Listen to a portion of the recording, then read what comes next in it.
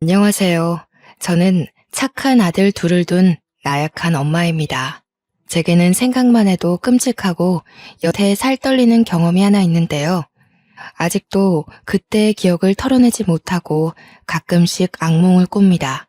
두 번 다시 겪고 싶지 않은 일을 지나오면서 제 스스로가 정말 쓸모없고 나약한 존재라고 생각했어요.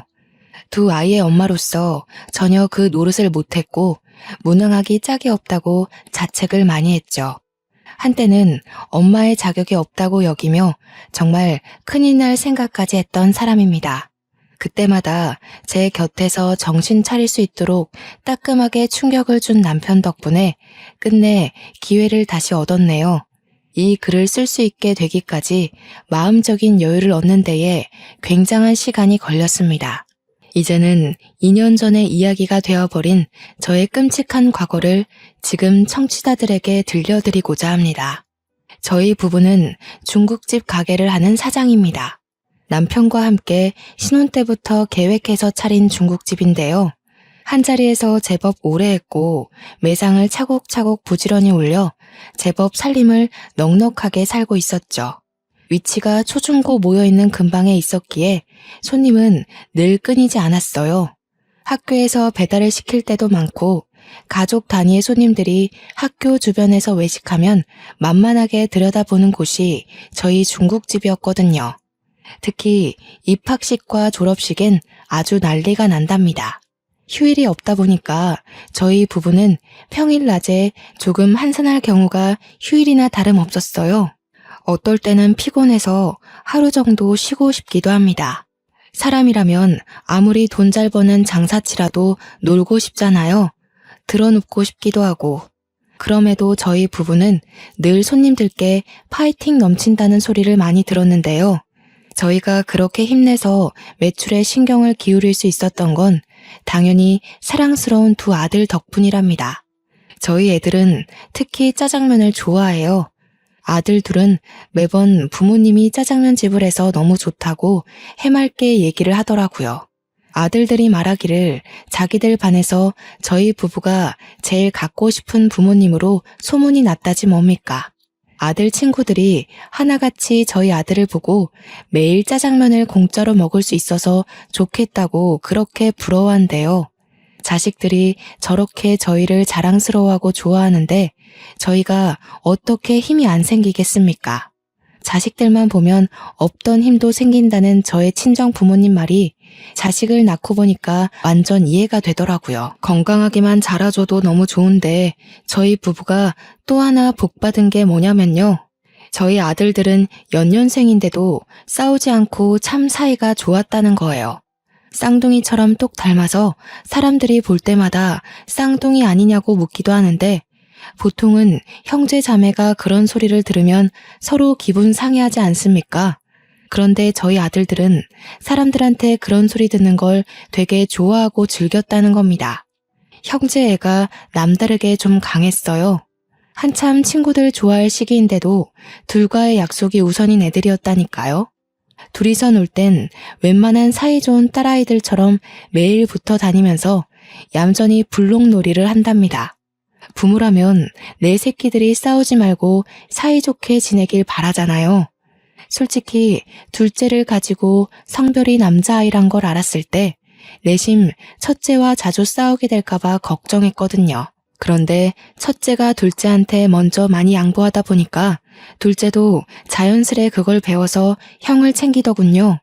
저희가 시킨 적도 없는데 알아서 서로를 챙기고 위해주니 얼마나 뿌듯한지 모릅니다.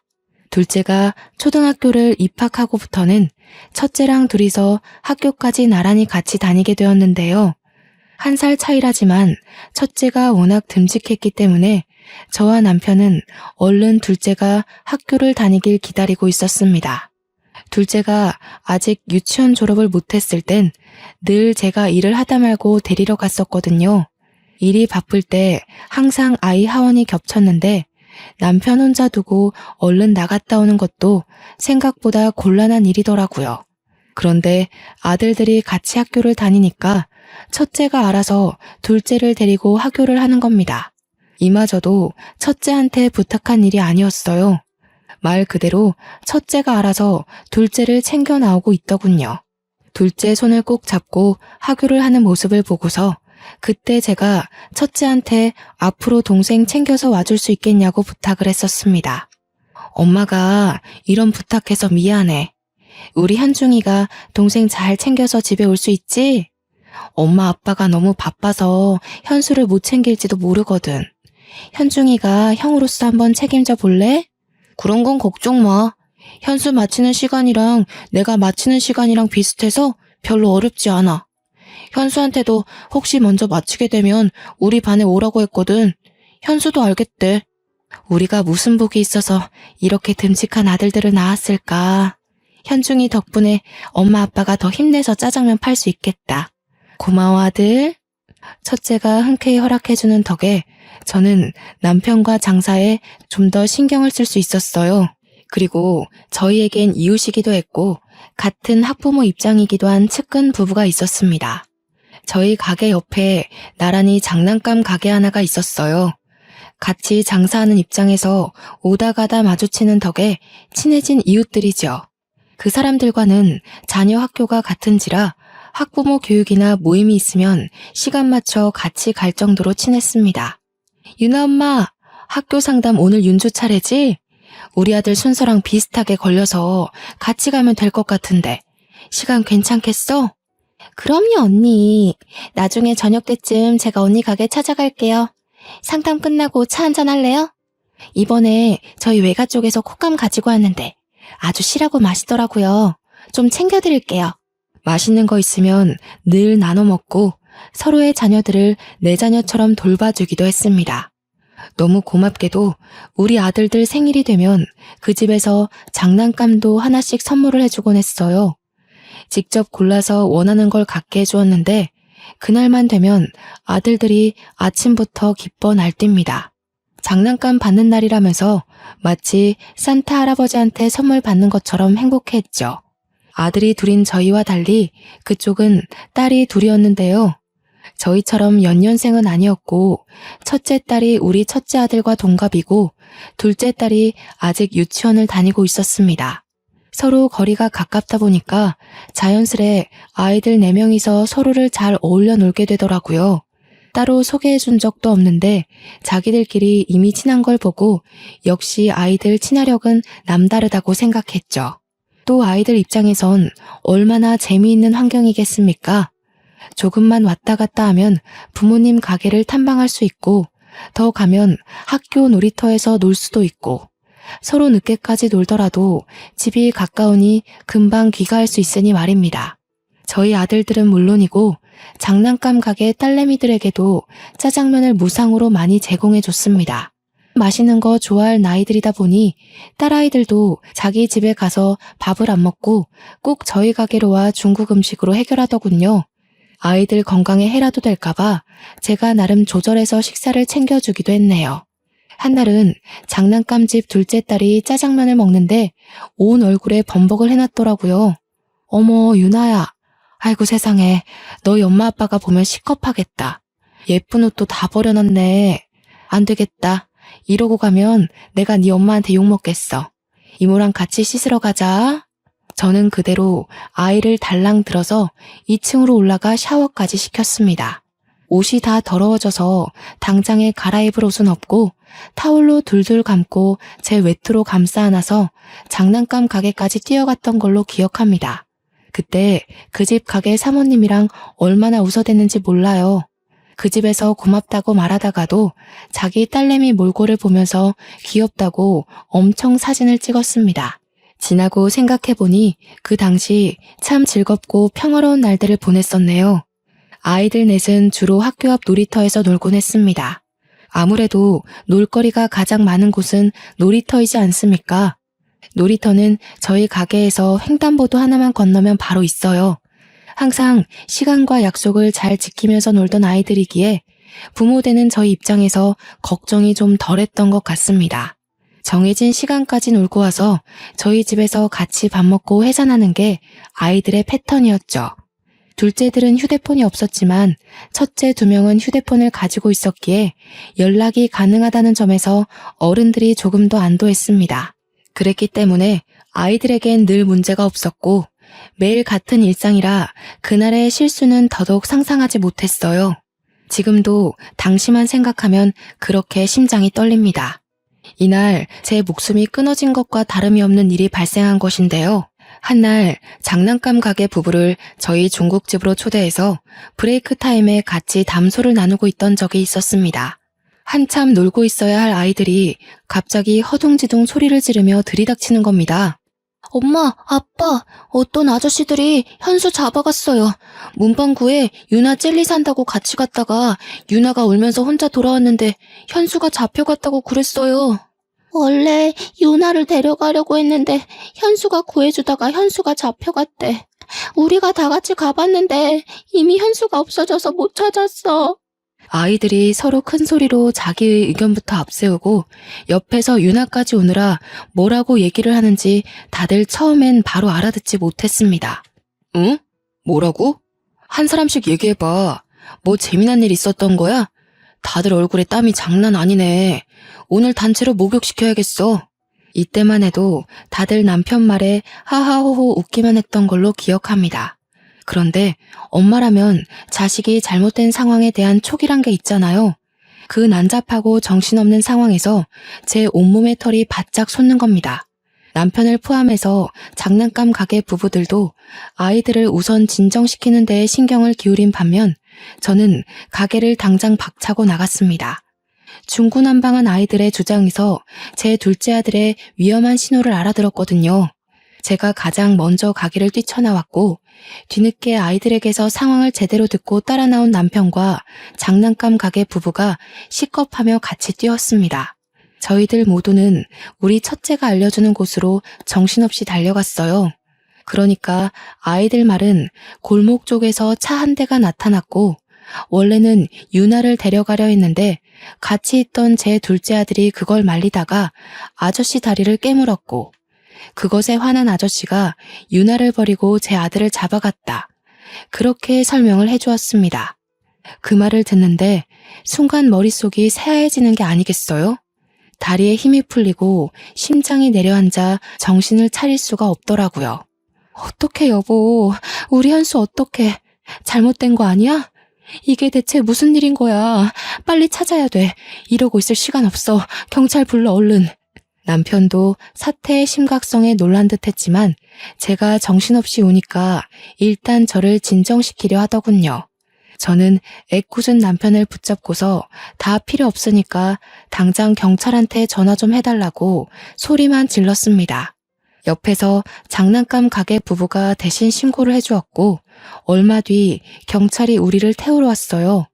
경찰과 함께 확인한 놀이터 근방 CCTV에는 검정색 차는 잡히지만 담장에 가려 아이들의 모습은 보이지 않았습니다. 안타깝게도 차가 다닐 수 있는 골목임에도 불구하고 사각지대였던 겁니다. 경찰이 곤란해하는 눈짓을 보곤 정말 실신할 정도로 정신을 놓을 것 같았네요. 저희가 다 같이 경찰서로 오는 바람에 어쩔 수 없이 아이들도 같이 데려왔는데요. 경찰이 유일하게 목격자인 아이들에게 현장을 한 번 더 물어보는 겁니다. 그런데 또 문제는 정작 어느 정도 판단력이 있는 첫째들은 어린 유나한테 얘기를 전해 들은 거였단 거지요. 우리 아들을 데려간 아저씨들을 본 사람은 고작 6살인 유나밖에 없었다는 거예요. 어린 아이의 말엔 신빙성이 없지만 그래도 경찰이 유나한테 조심스레 물었습니다. 그러나 그 일 이후로 지레 겁을 먹은 유나는 부모 뒤에 숨기만 할 뿐 어떤 얘기도 해주지 않았습니다. 가슴이 미어 터질 것처럼 불안하던 저는 결국 어린아이한테 몹쓸 짓을 해버렸는데요. 다짜고짜 유나를 붙들고 무섭게 다그치고 말았습니다. 말해 유나야, 네가 봤잖아. 우리 현수 데려간 아저씨들 너밖에 안 봤잖아. 네가 말해야 현수를 찾을 수가 있어. 현수 엄마, 왜 이래요? 우리 유나도 많이 놀라서 시간이 필요하단 말이에요. 불안한 건 알겠는데 그래도 아이한테 이러는 건 아니죠. 유나한테 시간이 필요할진 몰라도 내 아들한텐 시간이 없다고요. 우리 현수가 유나 구하다가 그렇게 됐다잖아요. 다른 사람도 아니고 유나 엄마가 이렇게 나오면 안 되죠. 상황이 참 엉뚱하게 흘러가 버렸는데요. 항상 친구처럼 지냈던 유나 엄마랑 결국 싸움을 벌이고 말았지 뭡니까.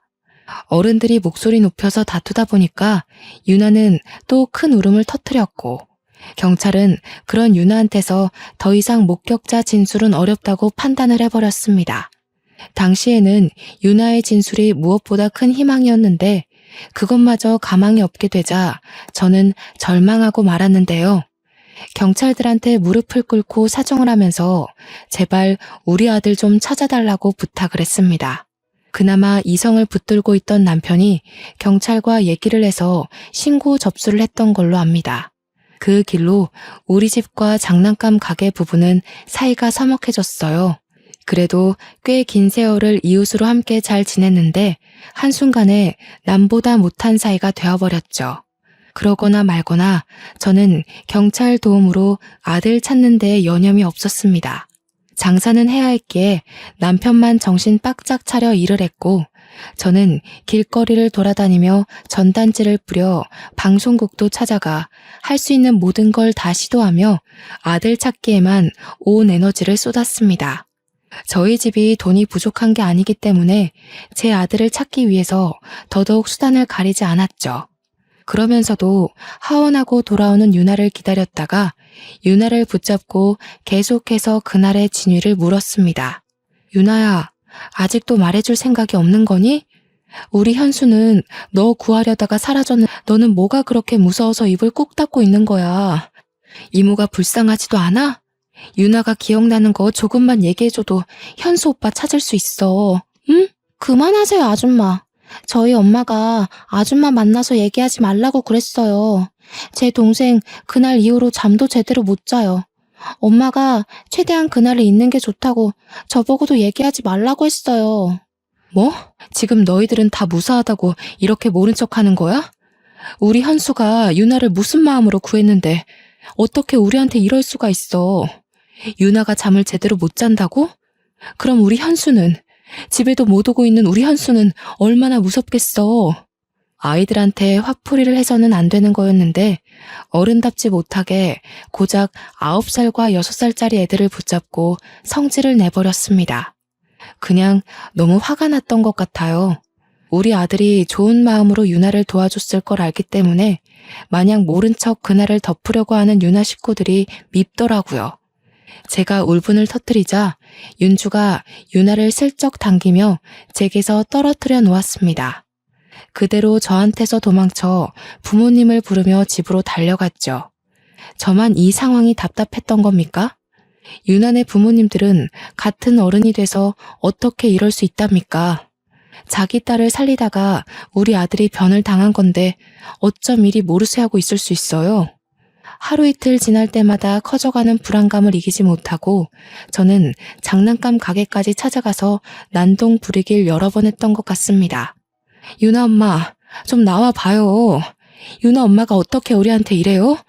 우리 아들이 왜 그런 변을 당했는지 알면 유나 엄마가 이러면 안 되는 거잖아요. 유나네 식구만큼은 이 상황을 모른 척하면 안 되는 거 아니에요? 여보, 이러지 마. 사정 이해 못하는 거 아니잖아. 여기서 이런다고 우리 아들 일이 해결되는 게 아니야. 그만하고 나랑 같이 계속 알아보자. 말이 안 되잖아. 우리 아들이 왜 그렇게 됐는데. 관련 없는 사람들도 아니고 유나가 우리 아들을 봤어. 유나랑 내 아들이 같이 있었다고. 내가 이렇게라도 안 하면 우리 아들을 정말 찾지 못할 것 같아서 이러지. 제가 동네에 떠나가도록 소리를 지르고 오열을 하고 욕을 해도 유나 부모는 코빼기도 모습을 비추지 않았습니다. 그럼에도 양심은 있는지 저를 경찰에 신고까진 안 하더라고요. 그냥 문을 걸어 잠그고 제가 지쳐서 떠날 때까지 두들기도록 내버려 두기만 했습니다. 정말 고통스러운 시간이었어요. 경찰한테서 연락은 잠잠하고 자꾸 시간은 흐르는데 날씨는 또 얼마나 좋은지. 학교를 하교한 아이들의 웃음소리가 식당 안으로 흘러 들어올 때면 귀를 틀어막고 정수기 옆 구석에 앉아 울기만 했습니다. 제가 얼마나 못난 상태로 시간을 보내고 있었으면 우리 첫째가 와서 저를 달래주기까지 했을까요? 첫째가 저더러 미안하다고, 자기가 동생을 제대로 살피지 못해서 그렇게 된 거라고, 잘못했다 사과를 하는 게 아닙니까? 도대체 제가 무슨 큰 잘못을 했길래 둘째뿐만이 아니라 우리 첫째한테도 이리 못난 엄마 노릇을 하고 있는 건지, 고작 초등학생이었던 첫째를 꼭 안아주면서도 저는 망가지기 시작한 우리 가정을 마냥 손 놓고 있어야만 했습니다.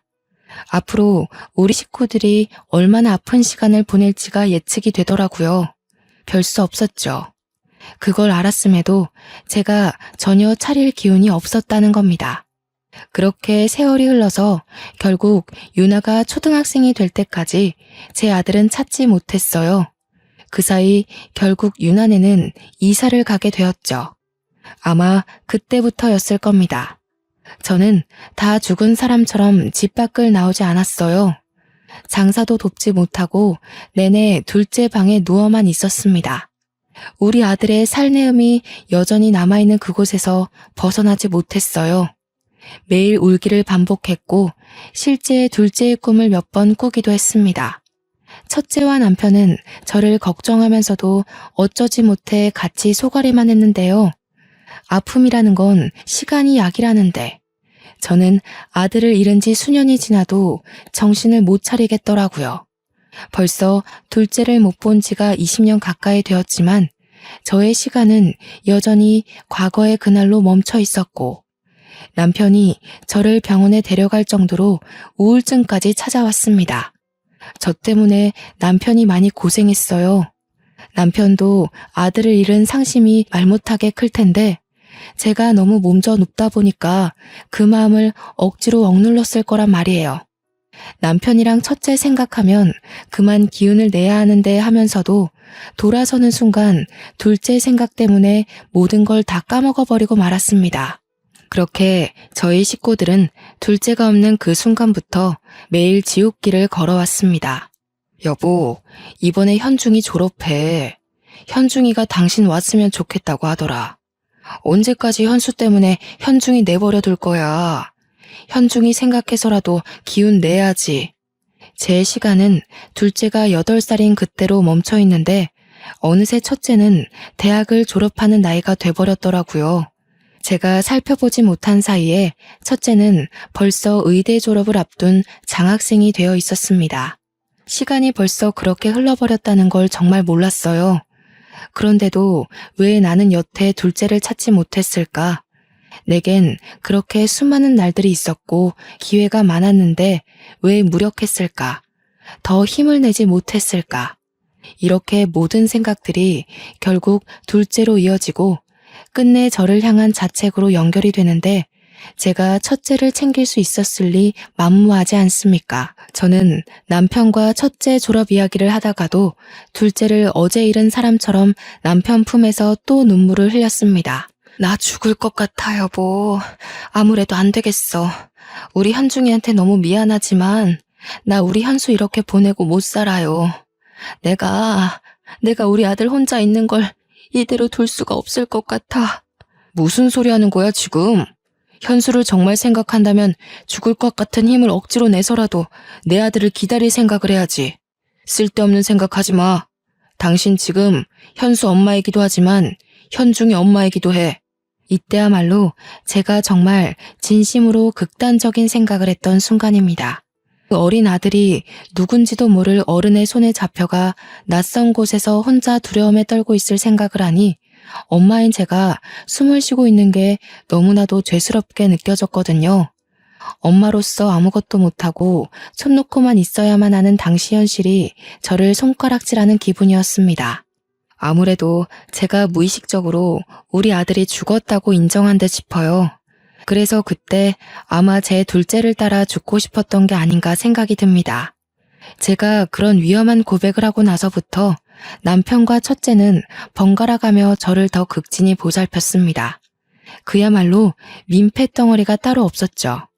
둘째를 잃고 엄마의 자격이 없다고 반평생을 괴로워하며 살았음에도 정작 살아있는 식구들에게마저 여전히 쓸모없는 아내이자 엄마로 있었던 거예요. 남편한테도 너무 미안했지만 특히 첫째한테 미안해서 한날의 졸업을 앞뒀는데도 공부를 하고 있는 첫째 방을 찾아갔습니다. 현중아, 엄마가 미안해. 엄마가 진작에 정신을 차리고 우리 현중이 보살펴줬어야 하는데 아무것도 못해주고 이렇게 슬퍼하기만 했네. 너무 미안하다, 아들. 누굴 닮아 이렇게 잘 커준 건지. 우리 아들 정말 훌륭하게 자라줬네. 졸업 너무 축하해. 엄마, 나 아직 현수 포기 안 했거든. 앞으로도 현수를 직접 눈으로 보기 전까지 포기 안 할 거야. 근데 우리가 현수 생사는 알아야 되잖아. 당연히 현수가 살아있다고 믿지만 확실히 하기 위해서 이제 그만 유전자 등록을 하는 게 어떨까 싶은데. 첫째는 자기도 둘째가 돌아오길 나날이 기도하고 있다고 했습니다. 동생을 지켜주지 못했다는 사실에 첫째도 그날이 꽤 트라우마로 남아있는 것 같았어요. 그러면서도 과연 정말로 동생이 살아있을까 그런 걱정 때문에 늘상 무거운 책임을 안고 있는 듯 했죠. 저는 첫째가 하고자 하는 말이 무슨 뜻인지 못 알아듣는 게 아니었습니다. 단지 둘째의 죽음을 받아들이기가 겁이 나서 차마 경찰서에 유전자 등록을 못했던 거예요. 하지만 이젠 정말 때가 왔고 더는 저 하나 때문에 식구들까지 괴롭게 할 수 없다고 생각했습니다. 그래, 그러자. 우리 현수 그만 보내주자. 현수도 이해할 거야. 우리 가족이 현수를 잊지 않고 늘 함께라는 걸 다 알고 있을 거야. 저는 끝내 첫째의 제안을 받아들였고 둘째를 찾는 것에 대해 마지막을 직감하고서 눈물을 터뜨리고 말았습니다. 그렇게 첫째의 도움을 받아 둘째 아들을 신고했던 경찰서로 가서 유전자 등록을 신청했어요. 경찰서에선 국과수에 연결해 신고 당시 맡겼던 둘째의 유전자 데이터가 남아있는지 찾기 시작했고 근 20년을 기다린 아들의 죽음을 오롯이 제가 감당하기 힘들 것 같아 연락받을 전화번호로 남편의 것을 남기고 돌아왔습니다. 돌아오는 길 아들은 학교 일 때문에 잠시 샛길로 빠졌고 남편은 장사를 하고 있는 시점에서 저는 학교 놀이터로 방향을 꺾었습니다. 둘째를 잃고 나서 한 번도 와보지 않았던 그 놀이터를 걸으며 우리 아들이 뛰어놀았던 곳곳을 둘러봤어요. 아이의 얼굴이 잊히지도 않고 속속들이 떠오르더라고요. 한 번만이라도 좋으니 마지막 인사라도 해주고 보내고 싶은데 장례도 치르지 못하고 불쌍하게 보내줘야 하는 우리 둘째를 생각하며 저는 겨우 기억하고 있는 추억들을 정리하고 있었습니다. 그러나 이제 그만 놔줘야 된다고 마음을 먹었는데도 불구하고 또 금세 가슴을 쥐어뜯고 말았는데요. 그렇게 한참 동안 쪼그려 앉은 채로 손바닥에 얼굴을 묻고 있다가 잠깐 고개를 들었습니다. 그러자마자 제 눈에 들어온 한 사람이 있었는데 마주보면 보이는 벤치 옆으로 웬 아가씨 한 명이 서 있더군요. 분명 놀이터의 소수 아이들 말고는 어른이라곤 저밖에 없었거든요. 아가씨가 제 눈에 들어온 이유는 다름 아닌 아가씨가 저를 보고 있었기 때문이었어요. 우연한 눈맞춤이라고 치부하기엔 아가씨의 눈길이 꽤 끈질기게 제게 붙어 있었습니다. 처음에는 제가 너무 뜬금없이 울고 있어서 이상하게 보는 건가 싶었어요. 그래서 오히려 마음을 추스르며 앉은 자리에서 일어났죠. 눈길을 돌리며 눈마국을 정리했습니다. 그런데 슬쩍 다시 본 아가씨 또한 저처럼 울기라도 했는지 눈가를 훔치면서 돌아서더라고요. 그냥 그러려니 생각하며 넘길 수 있는 일이라고 볼 수도 있으나 그때의 제 느낌은 좀 달랐습니다. 제 기분상 아가씨가 분명 저를 알고 있는 사람 같았고 그게 마치 제 사정 또한 알고 있다는 걸로 느껴졌어요. 그러니까 꼭 우리 둘째의 사고를 같이 슬퍼하는 것처럼 보였다는 거죠. 그 생각이 들자마자 떠오른 한 사람이 있었는데요. 바로 유나라는 아이였습니다. 유나는 우리 둘째보다 2살이 어렸으니까 아마 저 여자처럼 아가씨가 다 되었을 겁니다. 저는 뒤늦게 일어나 급히 아가씨가 사라진 도로 쪽으로 달렸는데요. 이미 인파 속으로 묻힌 아가씨의 흔적은 찾을 수 없는 지경이 되어버렸습니다. 과연 그 아가씨가 정말로 유나였을까요? 그날의 기억은 아직까지도 의문으로 남는 일이네요. 국과수에서 연락 주기로 한 당일이 되었을 때 저는 마지막으로 둘째 아들의 이불을 개면서 짐을 하나씩 정리하고 있었습니다. 그런데 다짜고짜 남편이 문 부서질 듯 활짝 열고서 급히 뛰어들어오는 거 아니겠습니까? 그러면서 하는 말이 유전자 검사 의뢰한 거 경찰한테서 연락이 왔다고 하는 겁니다. 남편이 제 손을 꼭 잡고 눈물을 보이면서 하는 말에 저는 또 한 번 머릿속이 텅 비워져 버렸습니다. 여보, 현수가 살아있대. 경찰이 지금 위치 파악 중이야. 어떻게 이럴 수가 있지? 우리 현수가 정말 장하게 버텨준 거야. 거 봐. 우리 아들 살아있을 거라고 했잖아. 이제 다 끝났어. 여보, 더 이상 마음고생 안 해도 돼.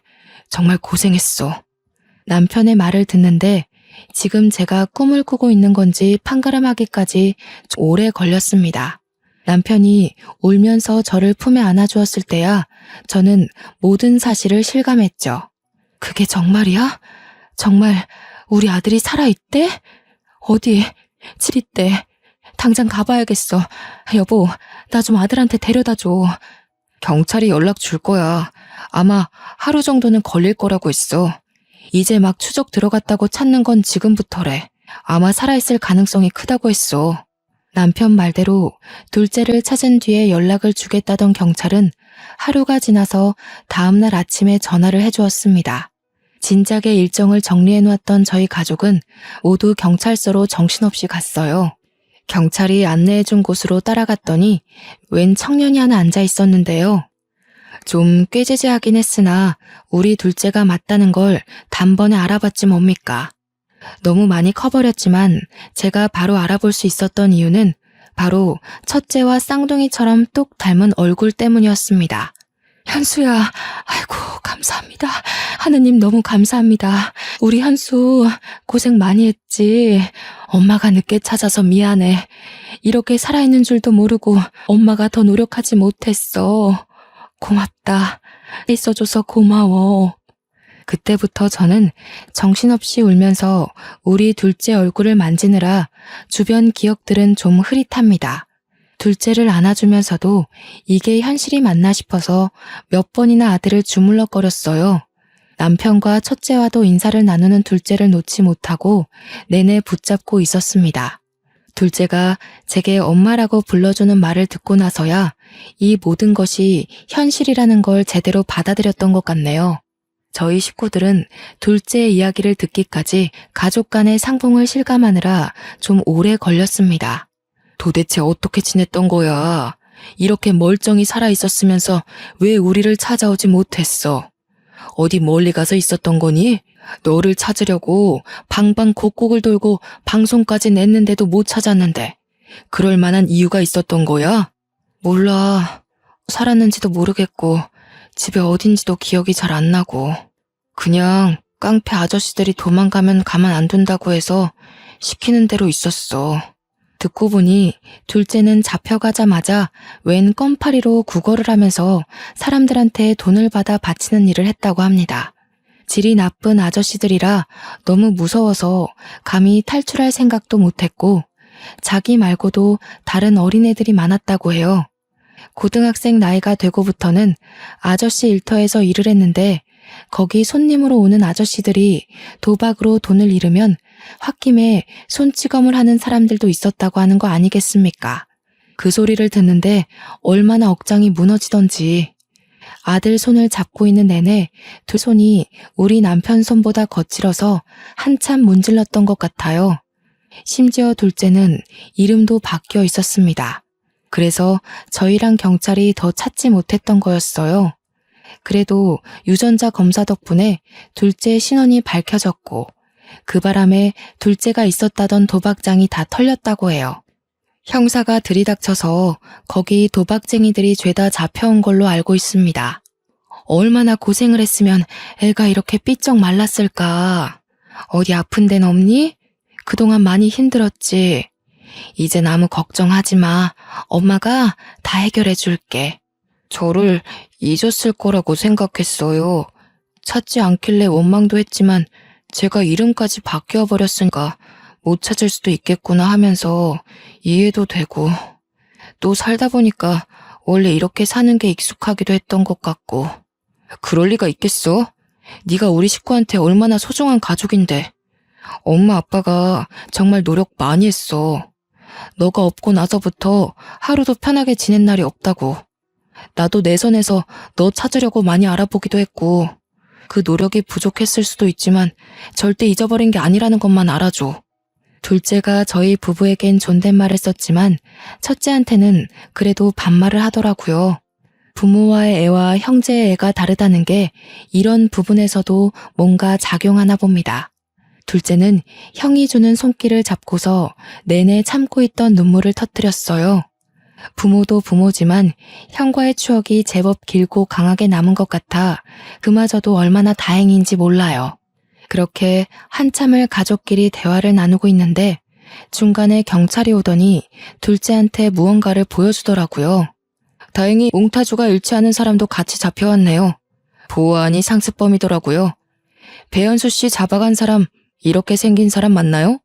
둘째는 형사가 보여주는 몽타주를 보면서 완전히 똑같은 건 아니지만 대충 그렇다고 했습니다. 실 사진도 아닌데 몽타주만 보고도 둘째가 겁을 먹더라고요. 그래서 제가 아이의 손을 더 세게 잡아주었죠. 헌데 경찰이 보여주는 몽타주에서 좀 의아한 부분이 있었습니다. 이건 저만 그렇게 느낀 것이 아니라 식구들 모두 이상하게 생각한 부분이었는데요. 저희 사건에는 어린아이 유나 말고는 목격자가 없었지 않습니까? 목격자가 더 있었다면 한참 경찰들이 사건을 파헤칠 때 드러났을 겁니다. 유나네 집은 이사하면서 그대로 도망쳐버렸으니 사실상 목격자가 없는 것과 같은데 이게 어떻게 된 일일까요? 그렇잖아도 남편이 먼저 형사님께 물어보았습니다. 그런데 선생님, 당시 목격자가 어린아이 말고는 없었던 걸로 알고 있는데 어떻게 몽타주를 딴 거죠? 혹시 중간에 다른 목격자라도 발견이 됐던 건가요? 아, 아직 모르시는군요. 10년 전쯤인가 중학생 여자아이가 혼자 찾아왔었어요. 현수 씨 사건 얘기를 하면서 자기가 그날 목격자라고 얘기해주고 갔습니다. 오래전 일이었을 텐데 선명하게 기억하고 있더라고요. 그날 일 때문에 그렇게 악몽을 꾼다고 하면서 엄마 몰래 왔다고 그랬던 것 같네요. 중학생 여자아이. 그 말을 듣는데 왜 놀이터에서 본 아가씨의 모습이 오버랩 되는 건지 몰랐습니다. 엄마 몰래 찾아왔었다는 말도 저의 반응을 크게 만드는 데에 한몫했어요. 뭐라고요? 그 아이가 분명 목격자라고 그랬습니까? 10년 전이 중학생이면 지금 20대라는 거죠? 혹시 그 사람 성함이 어떻게 되는지 알 수 있을까요? 아이고, 그건 목격자 신원 보호 때문에 말씀드리기가 곤란해요. 죄송합니다. 그런데 자기가 그 동네 장난감 가게 집 딸이었다고는 했습니다. 자기를 구해준 오빠가 잡혀갔다고 그렇게 말했네요. 그 얘기를 듣고 저희 식구는 유나의 진술이라는 걸 바로 직감했습니다. 그렇다면 전날 놀이터에서 봤던 그 아가씨가 정말 유나였던 걸까요? 확실한 증거는 없지만 왠지 유나가 맞는 것 같은 느낌이 들었어요. 듣자 하니 유나도 그날이 트라우마로 남아 혼자 마음고생을 많이 했나 봅니다. 중학생 나이까지 악몽을 꿨을 정도면 굉장히 많이 시달렸다는 건데 심지어 엄마 몰래 경찰서를 찾았다고 하잖아요. 유나 엄마는 그 이후로도 계속해서 유나에게 그 기억을 지워주려고만 했나 봐요. 유나 엄마 입장에서는 자기 자식이 그만 그 어두운 과거에서 헤어나오길 바랬겠죠. 그런데 오히려 그 방법 때문에 유나가 과거를 더 또렷하게 기억했는지도 몰라요. 정작 유나의 근본적인 상처를 어루만져 주지 못하고 아이를 더 힘들게만 한 게 아닌가 싶네요. 저 또한 지난 일이라지만 당시 우리 둘째 일 때문에 그 조그만 아이를 닥달했던 게 문득 미안했습니다. 분명 저의 어른답지 못한 발악 때문에 유나한테 더 트라우마가 되었을 거라고 봐요. 지금은 유나네가 어디서 어떻게 살고 있는지 모르겠지만 우연히 만나게 된다면 유나한테 꼭 미안했다고 말해줘야겠습니다. 경찰서를 나온 뒤 저희 식구는 둘째를 데리고 가장 비싸고 맛있는 레스토랑에 가서 밥을 먹이려고 했습니다. 그러나 둘째가 식구들이랑 같이 엄마가 해주는 밥을 먹고 싶다고 해서 바로 집으로 데려갔네요. 저는 상다리가 부러지도록 1시간 넘게 밥상을 차렸습니다. 식사 자리에서도 저희 식구는 둘째가 밥 먹는 모습만 한참 바라봤어요. 나 체하겠어요. 빨리 밥들 먹어요. 나도 울고 싶은 거 엄청 참고 있거든요. 그러니까 이제부터 그만 울기야. 지금까지 서로 얼마나 많이 울었겠어요. 만나서까지 울지 말아요, 우리. 이제 서로 웃기만 해요. 그래, 그러자. 그래도 이 말은 꼭 해주고 싶네. 이렇게 잘 버텨줘서 너무 고맙다. 앞으로 하고 싶은 일, 사고 싶은 거 있으면 형한테 말해. 형이 다 해줄게. 누구보다 힘들었을 우리 둘째가 앞으로 사회에 정상적으로 재기할 수 있도록 저희 식구는 지원을 아끼지 않을 생각입니다. 저는 아직도 이게 꿈인지 생시인지 가끔 몰라서 자다가 새벽에 일어나 둘째 방문을 열어봐요. 벌써 이 일이 2년 전이 되었음에도 한번 둘째와 못해봤던 추억들을 나누려면 또 다른 의미로 정신이 없을 것 같습니다. 그렇게 지내다 보면 자연스레 저의 불안한 증세도 많이 완화되겠죠. 기적처럼 제 품으로 돌아와준 우리 아들의 이야기를 쓰면서 과연 제가 글을 잘 마무리할 수 있을까 싶었는데 벌써 마지막 인사를 할 차례네요. 이곳에 제 아픔을 풀기까지 오랜 시간이 걸렸다고 말씀드렸는데요. 나름 여기다 정리를 해보니까 지난날보다 제가 많이 안정되었다는 걸 느꼈습니다. 좋네요. 이런 기회를 통해 제 안에 있던 온전한 트라우마를 꺼내놓은 기분이에요. 너무 감사한 시간들이었고 꼭 아픈 사연이 아닌 기가 막히게 행복한 사연들도 여기다 써보고 싶은 마음입니다. 이런 좋은 기회가 존재하는 것도 다 감상해주는 청취자분들이 존재하기 때문이겠죠. 청취자분들의 관심 덕분에 저뿐만 아니라 모든 사연자들이 치유를 받고 가는 게 아닌가 싶습니다.